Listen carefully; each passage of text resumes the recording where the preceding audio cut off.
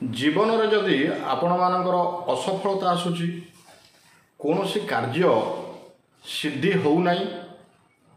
परिश्रम अधिक करुछंती तार फल आपन को प्राप्त होउनी सब बेले मानसिक चापरे रहउछंती मानसिक जंत्रणा मध्य गति करुछंती आर्थिक अभाव अनाटन मध्य रहउछंती संपर्क रे फाट सृष्टि होउची किछि गोटे काम करिबा पूर्वरु बिगड़ी जाउची कार्य रे आपण सिद्धि प्राप्त हेई पारु नाहांती तेबे करंतु आजिर एई दिव्य उपायटी कौन श्रीमद् भगवत गीतांकर शेष श्लोक जत्र जोगेश्वर कृष्ण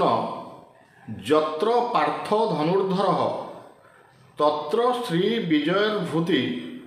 ध्रुवा नीतिर्मतिर्मम ये श्लोकटी बा गीतांकर ये मंत्रटी प्रत्येक दिन शଯ୍ୟା त्याग परे जदि 10 थर आपण पाठ करती एवं लक्ष्मी नारायण को उद्देश्य रे प्रणाम करती शोइबा को जीवा पूर्व राति रे मध्य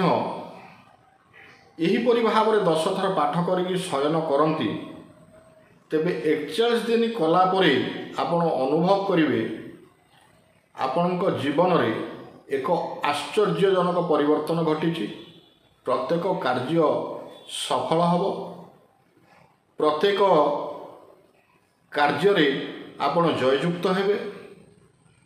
धन जन गोप लक्ष्मी आपणक पाखकू